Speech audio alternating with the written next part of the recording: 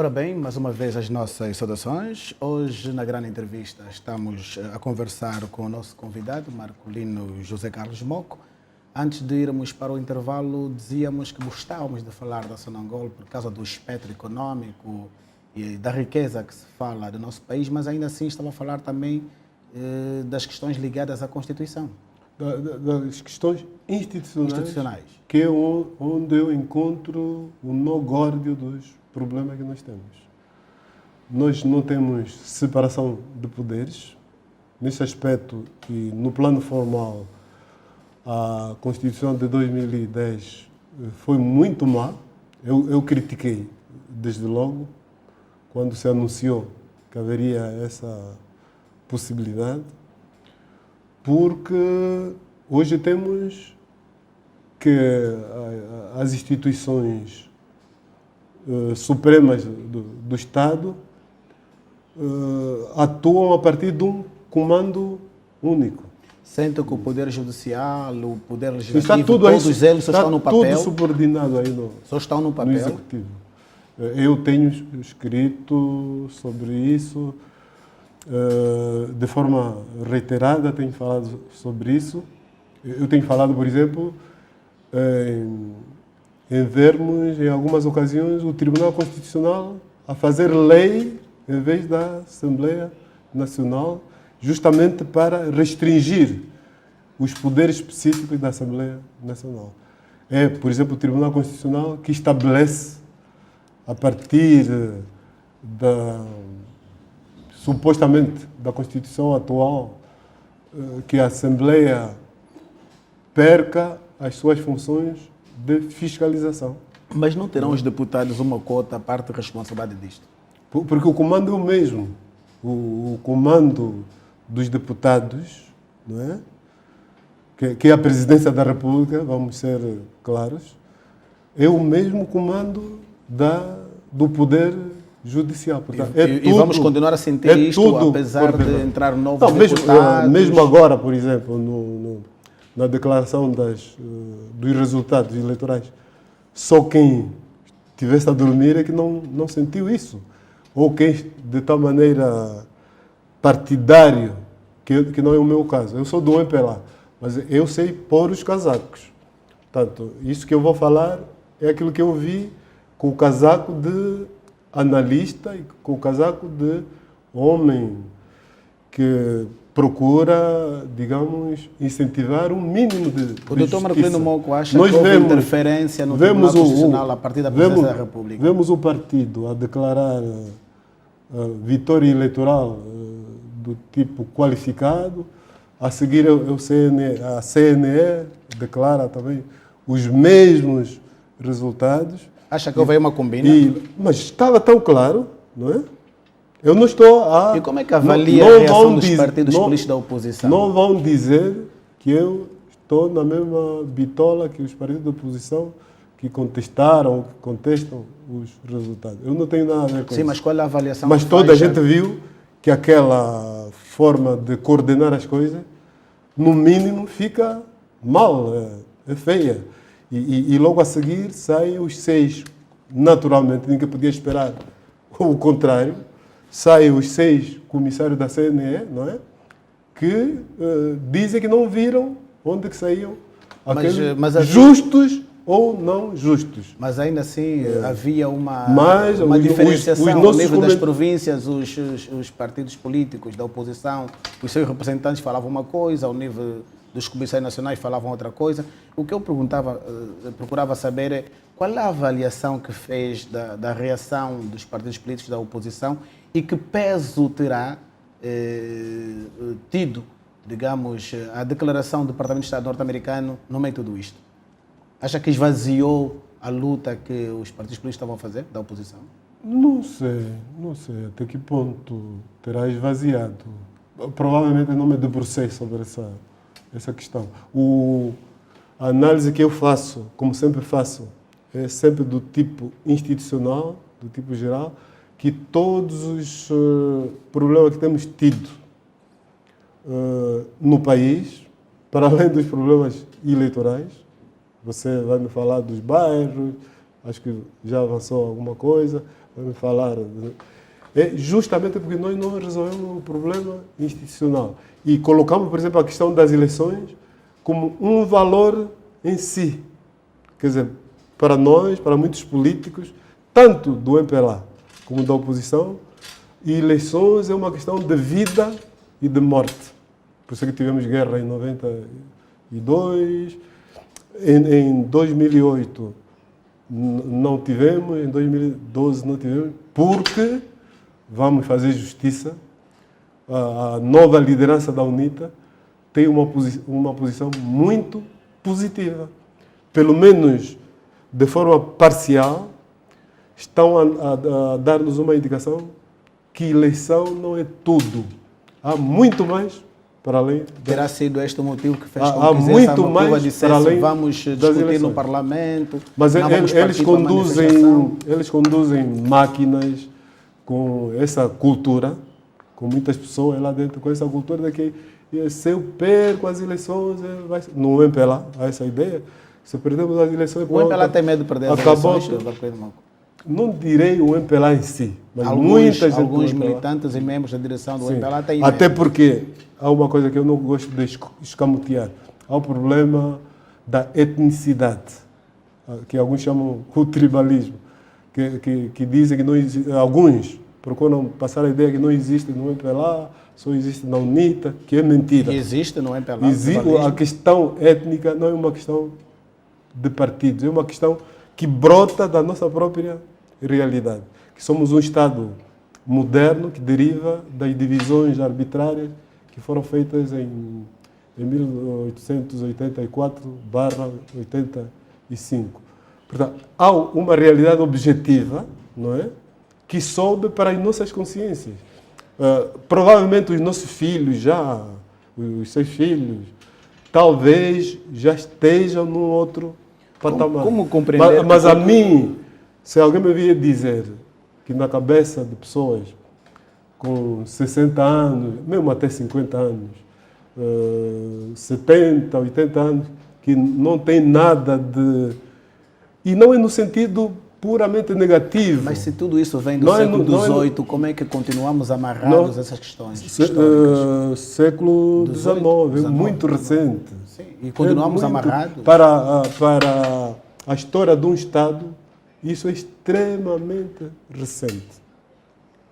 E as pessoas, quando colocam essas coisas, porque crescemos todos com aquela palavra de ordem, de cabina ao coné, não só povo e uma só nação. Esquecem-se, por exemplo, que há Estados europeus que têm em conta isso. Olha para o Reino Unido. Como é que o Reino Unido está estruturado? Acha que lá no Reino Unido dizem da Escócia até o Rio Tamisa, um só povo, uma só nação? Não, eles estão estruturados. Inglaterra, País de Gales, Escócia, etc. Nós, costumo dizer, somos mais papistas que o Papa. Então, em vez de resolvermos criarmos um Estado que tenha em conta esta realidade, não estou aqui a dizer que tem que ser federalismo, como diz o PRS, e não é a solução para agora. Não é destituído de toda a razão. É o nome que eles encontraram. Mas podemos encontrar outros nomes. Agora, dizer que eles não têm razão, eu não estou com essas pessoas. Durante o tempo que esteve... Nós precisamos de estruturar um Estado que ganhe quem ganhar, as pessoas estão sossegadas, que não vão ver os seus interesses completamente esbatidos por causa da região a que pertence ou por causa da etnia a que pertence. Esse é que é o problema africano. É o problema da Angola também. O Lobo do Nascimento tem uma intervenção quando saiu da Assembleia que as pessoas não têm dado importância. Eu dei tanta importância a esse texto que incluí no meu livro, no meu último livro, Angola, Estado-Nação ou Estado de Etnia Política, porque é de grande importância. Ele diz, jovens de quem eu me despeço aqui na Assembleia Nacional, pensem que em África, quando um partido perde eleições, não é o partido que perdeu as eleições. É toda uma região, é toda uma etnia ou mais que são afastados eu estou a parafrasear um pouco. Ele não disse tal qual como estou a dizer. Vão ser afastados da distribuição da riqueza, vão ser afastados da participação do poder. Às vezes há algumas representações que se fazem, não é pela, por exemplo, não, aqui não há tribalismo, então você foi primeiro-ministro, o Chicote é ministro de não sei das quantas, e não sei o quê. Mas as pessoas não veem que muitas vezes estas enxertias são feitas só para uma representação para o inglês. O Dr. Marcolino Moco sente que durante o tempo que esteve a dirigir o governo e também esteve à frente da direção do partido MPLA, terá sido, digamos, aproveitado pelo facto de ter origem no Huambo? Sim, há este aproveitamento que não é negativo de todo, né? O que é negativo é as pessoas, por exemplo, pensarem que eu me devo submeter? Que eu me devo vangloriar pelo não, fato não é vangloriar-me. É no sentido de agradecer isso, quer dizer... Sentir-se agradecido pelo sentir-se fato de agradecido e não poder dizer determinadas coisas, não espelhar aquilo que eu penso para o país e não para a minha etnia, não? Há pessoas que eu vejo nas redes sociais o que escrevem para mim e aquela manifestação mesmo que foi feita quando eu deixo as funções de primeiro-ministro, que é normal deixar as funções, mas já apareceram aquelas palavras de ordem feias, mas justamente compreensíveis, porque ninguém vai evitar o cair da chuva. Né? O que é que defende? Seria bom que os governadores provinciais, ao serem nomeados, os ministros, soubessem já que nós vamos dirigir a província ou o departamento ministerial por 3, 4 anos? Seria bom que houvesse essa definição, para que depois de ficarem 10, 15, 20 anos à frente desses pelouros não se sentissem mal quando fossem exonerados? O que é que defende? Esta é uma questão importante. Acho que já posso dizer hoje que eu tinha apresentado essa proposta ao presidente José Eduardo dos Santos. Não foi aceito?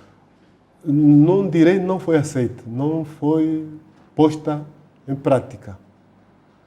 E durante esse tempo todo, um dos males que nós tivemos, também faz parte do problema institucional, fonte de muitos problemas que nós temos, é que um governador, por exemplo, chega hoje, sabe que hoje toma posse, mas não sabe quando que vai sair. Não sabe. Pode sair antes e depois, como aqui em África e em Angola, se pessoaliza muito o poder, né? Todos os negócios, a sua saída, vão por água abaixo. Os quadros entram numa grande instabilidade, porque o outro que vem monta os seus próprios negócios também. É uma instabilidade permanente. Por isso, eu espero que no consulado de João Lourenço, mesmo antes de se instituir o poder local, não é? Esse problema possa ser equacionado desta maneira. João Lourenço, na sua intervenção no último comício, teve uma passagem que eu gostei, essa de colocar justamente o problema que você me coloca, dos bairros, dos museques, etc., na questão da solução do problema do poder autárquico. Luanda, por exemplo, tem tantos meios. Luanda, se tivesse o domínio do fisco, não precisava quase nada do poder central, mas durante esse tempo todo, não é? Nós tivemos o problema de que nunca se sabia quem que mandava em Luanda. O poder central acaba por diluir o poder local. Abafar, sobretudo, o poder de Luanda, não é? E assim dificulta o poder do controle dos bairros, o controle dos distritos e por aí fora. O problema da salubridade, o problema da saúde. Tivemos essas crises terríveis de malária, etc., que, curiosamente, durante a campanha eleitoral, houve abordagens muito superficiais. O que as pessoas queriam era ganhar votos. É natural, não é?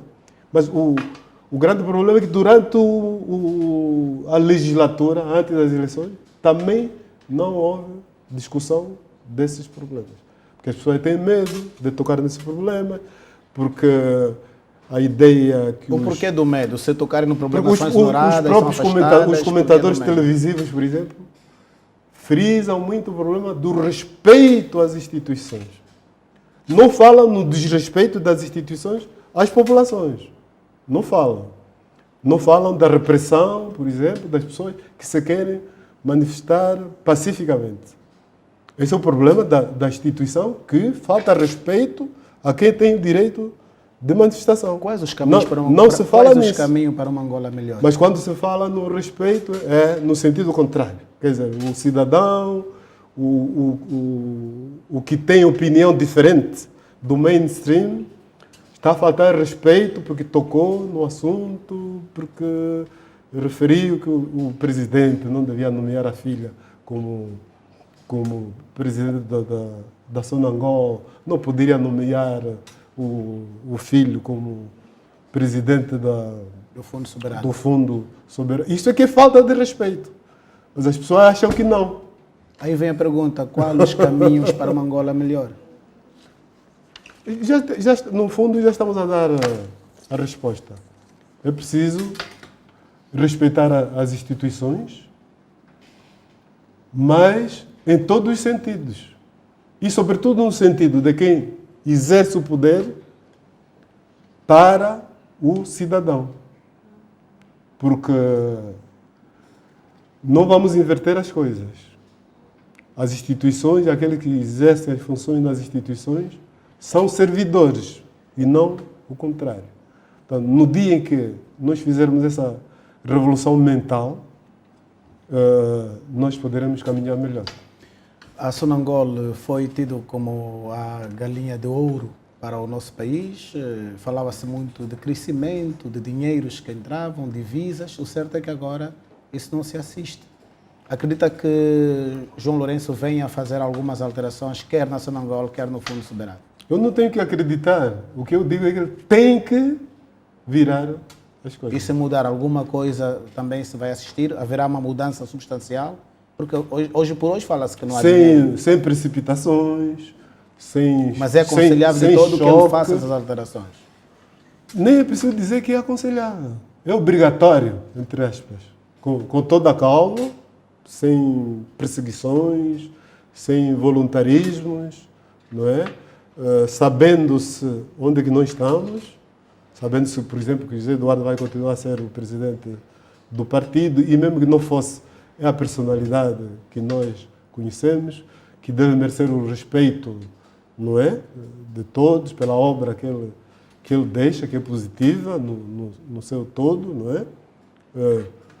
Mas sem nos esquecermos dos erros gravíssimos cometidos, sobretudo nos últimos 15 anos. Portanto, é um must. O João Lourenço tem nas suas mãos um must para alterar o rumo das coisas. O que é que os conselheiros do presidente Eduardo Santos fazem ou faziam? Pergunta-me a mim? Não, devia perguntar a ele. Não, porque dá a sensação de que o presidente não ouve ou não acata conselhos. Porque se existem erros, tem alguém ao lado que deve dizer que este não é o caminho correto. Sim, há sempre esta dualidade analítica. Há muitas pessoas que dizem que o presidente, ou o chefe, de uma forma geral, os chefes podem ser bons, mas se forem mal aconselhados, há problemas. Então, o José Eduardo é mais ou menos essa ideia que se pretende passar. Para desculpá-lo, porque as pessoas, naturalmente, há muitas pessoas que gostam muito dele, eu também gosto dele. Então, e esse é o problema africano. É pretender sempre desculpar os erros dos grandes. Dar cacetada nos pequenos e desculpar os grandes. O direito, por exemplo, tem um princípio, que é da responsabilidade objetiva. A responsabilidade objetiva implica que, quando você, por exemplo, tem uma viatura, mesmo sem culpa, né? Se a viatura efetuar um prejuízo, você que vai responder. Portanto, todos os erros cometidos durante o consulado do presidente, ele que deve assumir esses erros. Eu não quero saber se por exemplo, na Constituição fala-se muito no Feijó, no doutor Feijó é que é culpado. Eu não posso culpar um assessor. Porque A Constituição de 2010 é a Constituição de José Eduardo dos Santos. E tem problemas muito sérios no plano formal. Já para não falar no plano material, em que muitos aspectos positivos até da Constituição foram ultrapassados no sentido negativo. Aquela Constituição tem desde logo um problema. Desresponsabiliza o Presidente da República perante tudo. Desresponsabiliza o Presidente perante o eleitorado, porque o que é eleito é o partido, não é ele. Portanto, no fim, não estou a dizer que o João Lourenço também vai fazer isso, nem desejo. Mas se ele quiser fazer isso, vai fazer. a oposição já dizia que gostava de mudar a Constituição. Acha que o MPLA pode tomar a iniciativa de fazer alguma alteração na Constituição nos próximos anos? Eu desejava isso, porque aquela Constituição não faz sentido em muitos aspectos. Como é que um presidente com tantos poderes é eleito na boleia dos deputados? Isso não existe em lado nenhum. Aqui pretenderam avançar o exemplo da África do Sul, mas é mentira. Na África do Sul, o presidente é eleito na Assembleia Nacional. E isso, às vezes, exige negociações na própria Assembleia Nacional. E outra coisa, na África do Sul, o presidente da República, o presidente da África do Sul não tem tantos poderes como o nosso. Os poderes são espalhados pelas regiões, há primeiros ministros nas regiões ou nas províncias, não sei bem como é que se chama, não é? E até há um caso concreto de destituição de um presidente pelo Parlamento. Ora, aqui cortou-se toda essa possibilidade. O presidente é todo poderoso. Entretanto, não é eleito diretamente. Só isso cria a situação de intocabilidade. Como o presidente José Eduardo dos Santos aconteceu, praticamente uma figura intocável, que não dava entrevistas aos meios de comunicação social internos, não respondia perante a Assembleia Nacional, a não ser fazendo uma vez ou outra aquela declaração, não é? No início das legislaturas.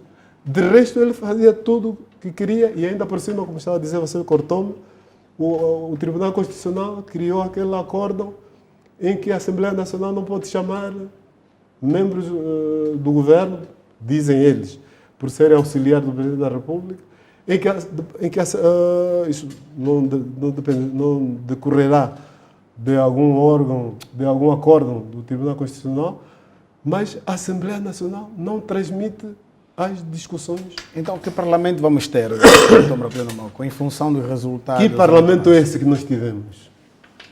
Demonstra aqui... Agora, a pergunta é, será que vamos continuar assim? Não, eu quem pergunto, porque eu estou a falar, quem coloca as questões... Eu também pergunto, porque aqui... Mas sente que vai mudar alguma coisa em função dos resultados eleitorais? Tem que mudar. A oposição vai sair mais galvanizada, vai estar mais forte, ou vamos condenar aquela oposição porque que abandona durante as este sessões mandato, parlamentares? o que foi grave não é o que aconteceu nas eleições, como a própria oposição dramatizou. O que foi grave é o que aconteceu durante toda a legislatura, em que a voz da oposição não podia ser ouvida a partir da Assembleia Nacional, onde a oposição tem tremendos tribunos, não é? Eu não vou citar aqui nomes, mas tremendos tribunos, na UNITA, na Casa CEE. Nunca gostei da performance da FNLA e do PRS, pelo menos com a presidência anterior, que dava desde logo a entender que servia os interesses do maioritário, como se costuma dizer, pelo menos no sentido de votação, mas na Casa CE e na UNITA, grandes tribunos, grandes intervenções que poderiam constituir pontos para a oposição e constituir, sobretudo, pontos para o país. Porque é a crítica que contribui para o desenvolvimento do país. Mas ainda assim, partilha da ideia Mas aqui, de que, Dr. Marcolino, durante o mandato, durante a legislatura, era tudo que é crítico em relação ao governo não devia aparecer na comunicação social. Mas a comunicação social é só obras, passar obras, etc. Nunca, já viu... Pelo menos nós cá apresentamos o lixo, apresentamos a degradação do meio... Viu, mas eu falo daquelas televisões que são mais vistas, sobretudo pelos eleitores. Os nossos agradecimentos. Mas eu queria fazer ao uma nível do pergunta, país. Dr. Marcolino. Em que só aparecem obras bonitas, não é? Não aparecem os buracos, como esses que eu vi. Eu disse, o ônibus estava muito bem, mas o Kwanza Sul, meu Deus, é uma desgraça. Está muito mal. As estradas, mesmo nos próprios municípios, no Sumbe, no como que chama? O Acucungo. Sim. Eu até pergunto, aquele município... O Sumbe é a capital da província. Sim, o Sumbe é a capital, o Acungo é que tem a O capital indivíduo a ser. pergunta, mas aqui, responsável? Mas eu tenho logo a resposta, justamente com o problema da centralização. De tal modo que no Acucungo há buracos dentro da cidade e parece que, eu não conversei, senão poderia ser injusto e tirar conclusões, parece que o administrador não tem poder para tocar naquela... Por serem estradas nacionais. Estrada, Dr. Marcolino, por que não vemos o nome do Dr. Marcolino nos negócios? É desgraçado isso. Por que não vemos o seu nome nos negócios? Nunca ouviu, é bom. Consegue digamos assim, esconder esses negócios? Não, eu tem. Não escondo nada. Eu não escondo Nunca nada. alguém em seu nome Se eu tivesse negócio, eu dizia. Eu, por exemplo, tenho acho que 1% de participação no BCA. Eu nunca escondi isso. Nunca escondi. Nunca alguém, por exemplo, apareceu como seu representante, nunca lhe chegou aos ouvidos que há pessoas que se aproveitam da sua figura? Não, você que devia dizer, não sou eu. Ninguém vai acreditar. Né? Se for eu a dizer, ninguém vai acreditar. Porque eu não sou homem de negócio, eu sou intelectual, vivo fundamentalmente do trabalho intelectual.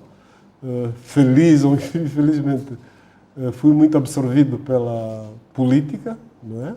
E eu digo feliz, infelizmente, é bom e não é bom. É bom no sentido de que me projetou a minha imagem, possibilitou, por exemplo, que eu fosse exercer funções na CPLP e isso me projetasse no plano internacional, no meio dos países de língua portuguesa e não só, não é? Mas roubou um pouco, digamos, a minha atividade, que eu gostei sempre desde jovem, como escritor, produtor de alguma obra literária, no sentido restrito. Não é? Dr. Marcolino, vamos terminar a nossa grande entrevista com duas questões práticas. Uma até, digamos, é a inevitável, né? Que livra que vem aí, mas eu gostava de terminar a nossa conversa com duas questões práticas. Primeiro, que oposição política teremos em 2022 e que país herda João Lourenço? Começaria pela última questão. João Lourenço herda um país difícil, porque economicamente estamos rebentados. Permitam que eu utilize esta palavra terra a terra, né?